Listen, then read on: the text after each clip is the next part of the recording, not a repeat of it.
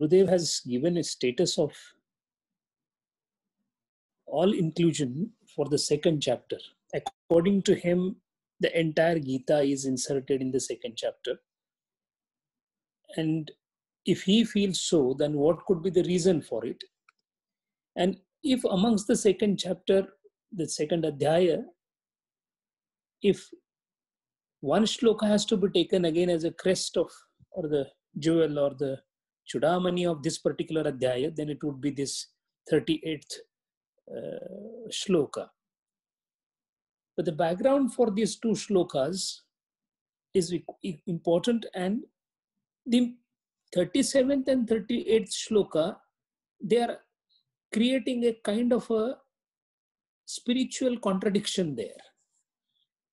In 37th mantra, the Lord is saying that Hatova prapsasi swargam jitvava bhukshase mahim. What is he talking about? The Lord himself is talking about the result of the action.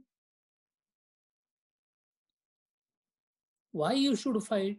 Because if you do this, you will get this, and if you do this, you will get this. Some shlokas before, Lord said, neither you kill nor you can kill. Atmam cannot be killed. Then he said, so please fight and kill them. Then he said, if you kill them, then you will get Swargam. And if you win and become victorious, you will enjoy the kingdom. Arjuna's bafflement, confusion about whether to fight or not is now getting replaced with a very higher level of confusion. The confusion is, why should I be fighting? And fighting a war, is it going to incur a sin? Or not fighting a war is going to incur a sin? Because as per Vedas, which the Lord himself is the epitome of the Vedas, the same Vedas, which is nothing else but the Lord himself, says that I have to do my nitya karma if I am born, and I should not be doing any kamya karma. I cannot be doing any karma where there is a kamana, kamya karma, phalam in mind. And here the Lord himself is saying that this is the phalam, enjoy it. It's a spiritually confusing state now. On one hand, you say that kamya karma should not be there. So now I'm confused, the Arjuna says, that whether fighting the war is nitya karma or kamya karma.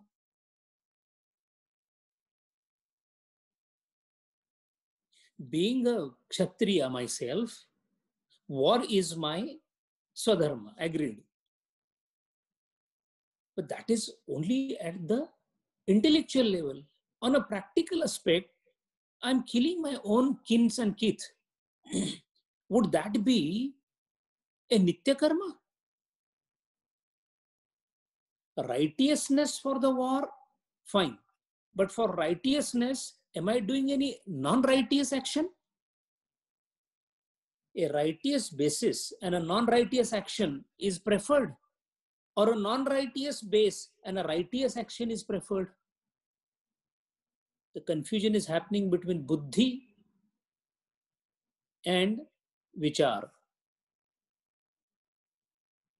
What is right, what is wrong?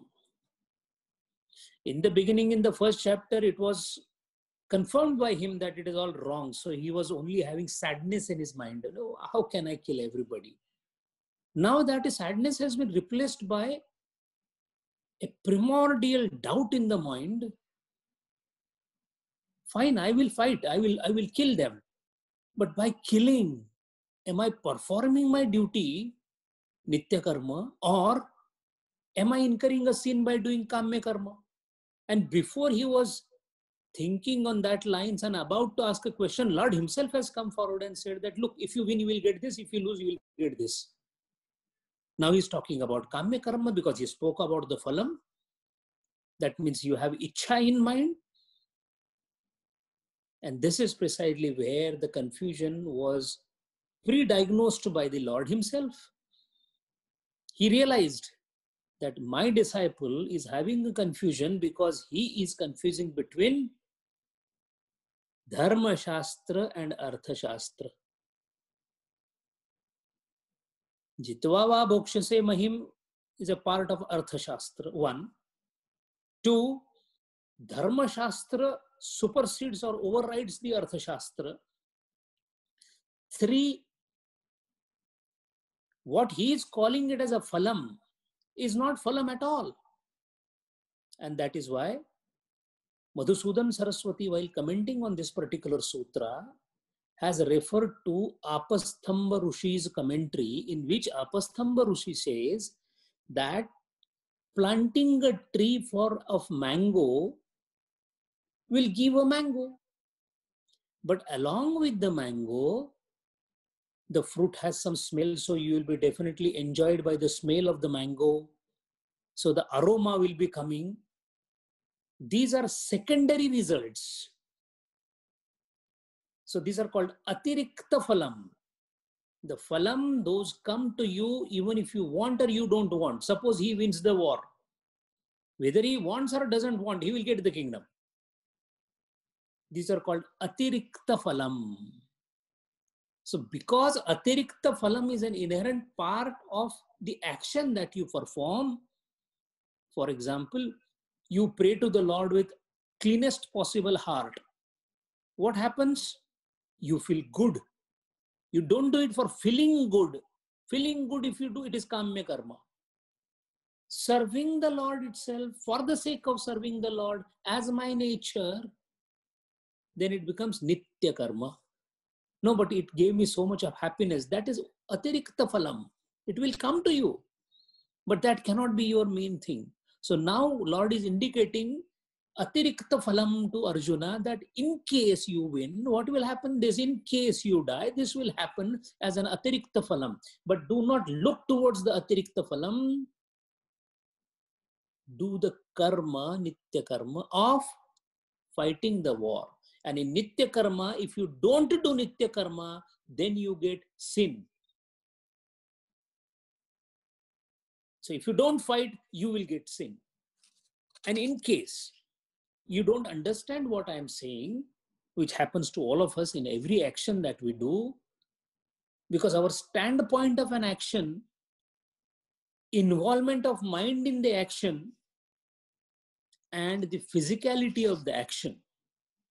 Gurudeva has hit the bullseye in the commentary. He has talked about intellectual awareness, mental zone, and physical field. What it means is every action has physicality, mentality, and intelligentiality. Again, we are all talking about the same chart. Gurudeva chart is inherently interwoven in all the commentaries, whatever he does, because that is the basis of everything. So if you go to the same chart again, those same charts have been reinterpreted in the form of physicality, mentality, and intelligentiality. Now, all the three, when they are in balance, it is called equipoise. At present, in our case, all the three are in a distorted form. The physicality is on some other side. We want something physically, we emotionally attach to something in a different manner, and intelligently we think something else. There is no symphony in the three. The orchestra is creating very rough sound. The tunes, it is out of tune because each accompanying artist is playing his own tune. So now to correct that, you can correct 1, 2, and 3, all three at one time, one at one time, then second, then third. So parallelly or consequentially, it depends on the sadhaka. Lord, when he was talking about you cannot, Nainandahati Pavaka, when he was speaking on the Atma, he was talking at the intelligentiality level. That is Buddhi level, Sankhya, Pratala. When he talks about physicality part, he's talking about karma pratala. When he talks about mentality part, he talks about bhakti pratala. But amongst the three, one is the cause of previous one is the cause of the previous one.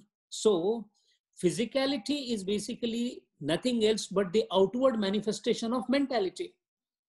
Mentality is nothing, or emotionality or emotionalism, mentality is nothing else but the outcome of intelligentiality. So the Lord started first from the original cause, intentionality, which itself means buddhi purassarata. That is why Sankhya Yoga. Bhagavad Gita starts with topmost cause, intelligentiality.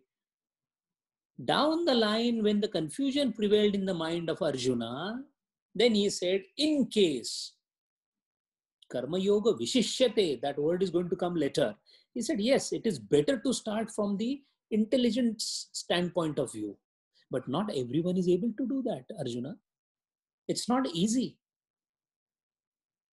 Tasmat, that means in comparison to intelligentiality or Sankhya, in case your mind is not so pure, so steady, not equipoised, then you have to work on the mind part of it and the physicality part of it, which is Karma Yoga. That is why Gurudeva has used a word, slight hint about the technique of, what is that slight hint? This is the slight hint. Because the Atirikta Phalam and Nitya Karma part of it was not understood in the previous mantra, the next shloka talks about intelligentiality standpoint of view, that do your duty for the sake of duty, thinking only it as a duty, because duty per se, when performed, does or may produce results which you are not thinking. They are inherent in the action. You are thirsty, your action is to drink water, and then you may feel better. That is not your concern. You are thirsty, you drink water. It may so happen that you may drink water, the thirst is quenched, you may not feel happy, or you may feel extremely happy. That depends upon the type of thirst, the depth of the thirst. Duty for the sake of duty, one. Second, you are amidst the sea, because you are born, you shall be having enormous amount of such dilemmas coming to your way, which shall keep producing counter effects, sukham dukkham. That is because physicality of each action shall produce something as something you have obtained or something you have lost.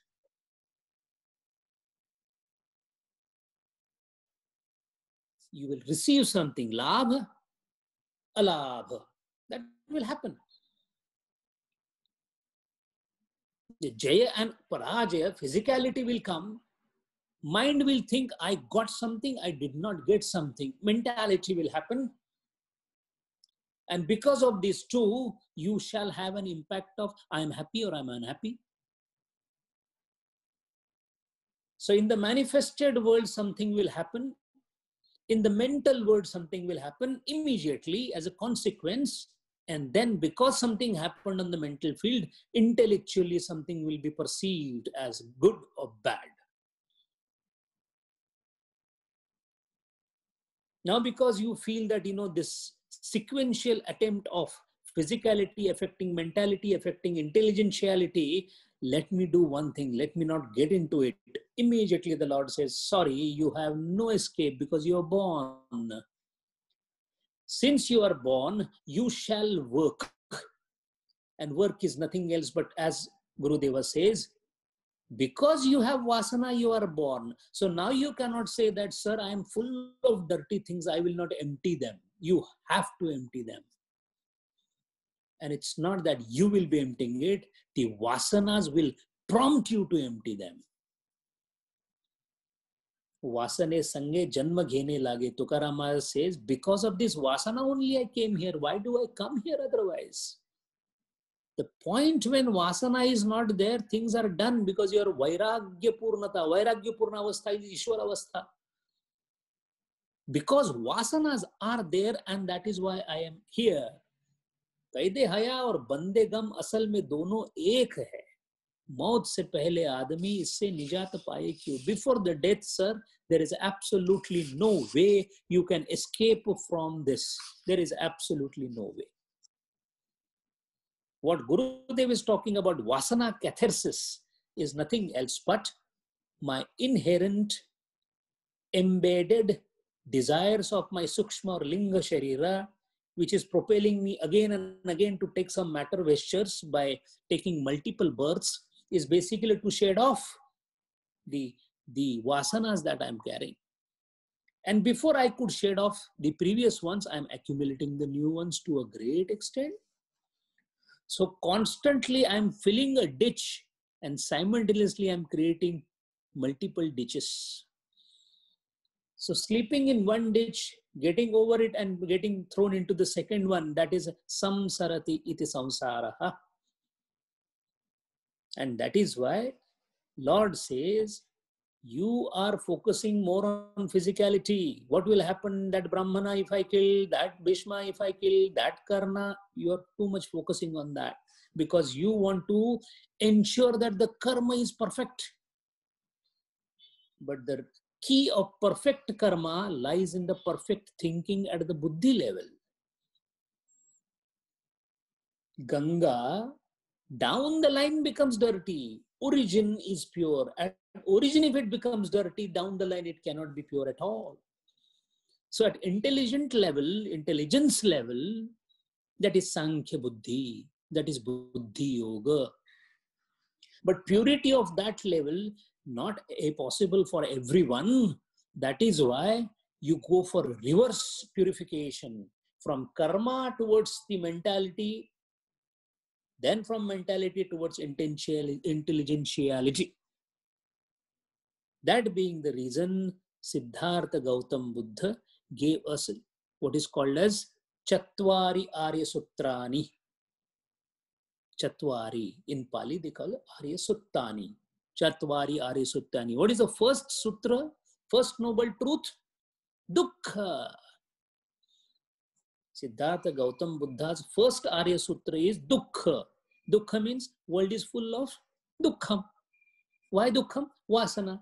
So Vasana catharsis of Gurudeva and Dukkha as the first noble truth of Gautam Buddha are same. Because there is Dukkha, the next noble truth is Samudaya. Samudaya means Vasana, desire, collection of desires. Samudaya Tanha, thirst of, collection of thirsts. This is how Gautam Buddha puts it. Third is, if there is a collection of desires, it is possible to do away with that by Nirodha. That is the third noble truth. And for that, there is definitely a way called Magga. Magga is Marga. In Pali, Magga is Marga. So Dukkha, Samudaya, Nirodha, Magga are the four noble truths. This is precisely what this particular thing is telling. Because Arjuna is not understanding that if I do this, it will come into Kamya Karma because I'm doing it for the sake of heaven or for the sake of kingdom. And actually, I should not be having any phalam in mind. And Lord himself is telling that you will get phalam. You will get phalam as a logical corollary. If you eat, your hunger will be quenched. That is the only function. Because hunger is quenched, you will feel happy. Atirikta phalam. So let me feel happy. So let me eat. That is not the way. Even at a Vyavaharika level, the gluttonous people, people who eat too much, because they are trying to get the benefit of enjoyment in eating the food. That is why they suffer. While a yogi eats ahara when it is required, in the quantity that is required. So that means working for the sake of working, eating for the sake of eating, drinking for the sake of drinking, not thinking of even the atirikta phalam that is coming. Gurudeva was always, he was in the land of bliss. Did he do all the sadhana for land of bliss? No. Atma Darshanam. He did efforts for Atma Darshanam, as a result of which the Satchit Anandam, the bliss, and then, he was never dejected, he was always happy, he was bubbly, he was chirpy. Atirikta Phalam. Do you mean to say that the sun has pride in the fact that he's enlightening the whole world? No, that's his nature. Because of which everybody pays ablution to the sun. We go to the river and do ablution to the sun. And you mean that is why the sun is giving the rays? Atirikta Phalam. And that being the reason, Gurudeva says, a balanced life wherein we live as unaffected witness of even our own mind and intellect. Mind the mind, to do the suicide of the mind, Gurudeva's words. In the realm of self-forgetfulness, where instead of becoming inefficient, our profession gathers the scintillating glow of new dawn. When equipoise is there, equipoise between what? The three instruments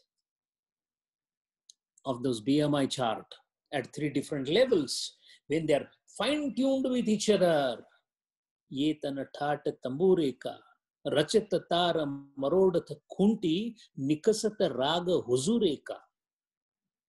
The instrument suddenly starts giving beautiful tune of Lord only when intelligence, mentality, emotion, and the physicality, the object part of it, are in tandem with each other. The frequencies match with each other. The reverberations, the echoes of Anandam then reverberate everywhere. The aroma, the fragrance of such an highly realized soul, and that is observed, that is experienced. We are into the reflective experience. Person like me has reflectively experienced it from Gurudeva. Person like Jayaramanji has experienced in person the fragrance. Why? Even to see an instrument of such a type where everything is in equipoise is a matter of high punyam. Perhaps I fell short of it, so I could not see Gurudeva. Jayaramanji had punyam at his disposal. Ishwarji had punyam at his disposal, so they had the opportunity to do that. And what is the instrument saying? What is the Gurudeva saying? He is saying through his commentary that to achieve that equipoise. And that being the reason, Lord has converted this act of duty through Swadharma into Nitya Karma. And neglecting Nitya Karma is a papa. So he says, Na papam avapsyasi. Arjuna, otherwise you will get sin. You are thinking that you are doing a punya karma by not killing. Actually, you are incurring sin by not killing, but by killing you are incurring punya. See how difficult it is to interpret what is right and what is wrong in this world. That is why this buddhi, as it is highly opaque kind of a thing for us, because we are not born with that kind of intellect. So at our level, we cannot even decide what is right and wrong in this world. And that is why Mahajano yena gataha sapanthaha. Hold on to Gurudeva. See that the feet of yours perfectly falls at the place where Gurudeva's feet had fallen. Things will not go wrong. Whatever he has said is commandment for us. Why commandment? A little deviation, we will be in trouble. Kabira ka ghar shikhar par, wahan silahali si gail. Very, very slippery road, very, very narrow road. And we are so heavily laden with the past karmas. Gurudeva was like a butterfly, so he flew. We are like a donkey which is completely laden with the past karmas and vasanas, and we are trying to go up the mountain on a slippery road with a very narrow road. So unless there is somebody who is holding us, not possible. That being the case, as much as 3 pages have been devoted by Gurudeva for this particular chapter. 3 days are not enough to discuss what Gurudeva has said. Arjuna came to the delusory miscalculation of the situation because he evaluated the war only from the point of view of his sentiments, mentality. Only mentality will not work. Only physicality, only tamoguni people. Moment they see anything of interest, start running after that. Vishaya, Sukha, Vishaya Bhoga, Tamoguni, Andhakaramaya, Asuras, Daityas, Rakshasas. Why? Physicality appeal. We say he made such a murder. Did he not feel that he's doing it? Feel. There is not even mentality into it. Then comes Rajoguni person. He has a lot of mentality in him. I don't know what is happening. The virus has come.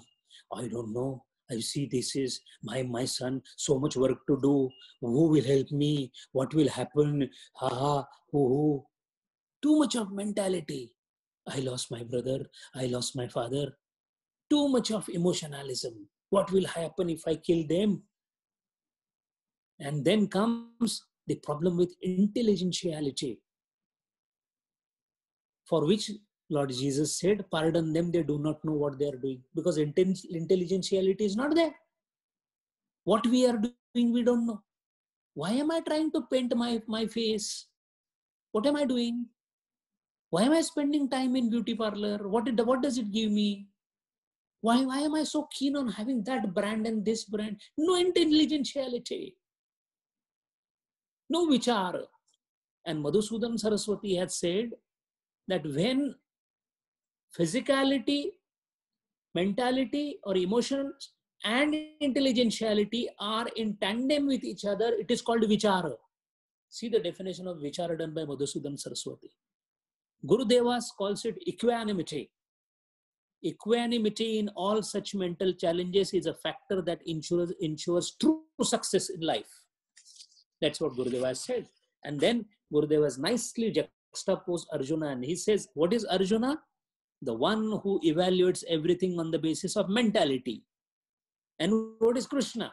Krishna plays the part of the discriminative intellect, intelligentiality. One from the highest standpoint called Sankhya or Buddhi, in the most purified form, flows the rightness of the thought. That is where the Bhagavan is standing. Arjuna is not at physical level because he's a powerful warrior. His problem is he's at a mental level getting confused. And where are we? We are at a physical level confused. Arjuna has a Rajaguna Sattva Guna conflict going on in him. With us, Tamoguna Rajaguna conflict is going, and Lord is beyond all the three gunas, sitting on the Sattva Guna of Buddhi for the sake of Kshetrajnata and guiding Arjuna. That is why not being partial to what is happening, Sukha, Dukha, Labha, Alabha, Jaya, Ajaya, all the three, whichever way it goes, because these are results which may happen to an action. My concern is with action. So there is no question of these so-called resultants mentioned. So the Lord says, don't go after the resultants. May or may not come. नहीं होता है, नहीं होता है, होता है, होता है. Sukhe santosha na yave, dukhe vishada na bhajave. This is how Jnaneshwar Maharaj has translated this. Sukh ho gaya, you feel something good happened. Okay, let it be a tarang, but let it not be a wave. You'll be swept over by that. Don't do that. No, something happened wrong. Yes, to an extent. Namdev Maharaj felt very sad when Jnanadev Maharaj took Samadhi. But for a moment, we keep crying and we keep crying. And I lost my job. I lost my mother. I lost my father. Bhajan, Kirtan continuously going on. No, that is not. Samay krutva. ये भी होता है, वो भी होता है, ठीक है. You go outside, it is hot. You come inside, it is cold. Both fine. Hot. No, hot is very, it's so hot. Cold, so nice. No. Cold came, fine. Today in the food, Srikhanda came, enjoy it. Tomorrow, sorry sir, there is no food. Okay. Not so easy. But that's the route. Easy or not, Lord is not interested in that. Lord says that is the way. If you want to go on Mount Everest, yes, it is bound to be only for the fit people. But sir, I am not fit, then you cannot climb. It is all or none law. That is why sukha dukkha same krutva labha labho jaya jayo. Keep that in mind. Tasmat yuddhasva. Be fit for the war in this world only when you know the techniques of fighting the war. We are already in the world without knowing the techniques. That is the reason why we are in trouble. And at least at this end, because of past punya karma and prarabdha, with the grace and blessings of Gurudeva, at least wherever station we are standing in this age group, we are going back to his explanations so that we understand how to fight this world. So satatam yuktaha mananam of this particular mantra alone is enough. Second chapter, Gurudev says, full Gita is into it. This particular shlok, entirety of Gita can be explained into it. So this should be inscribed right here, 24/7, 365. The life will be definitely different. Hari Om.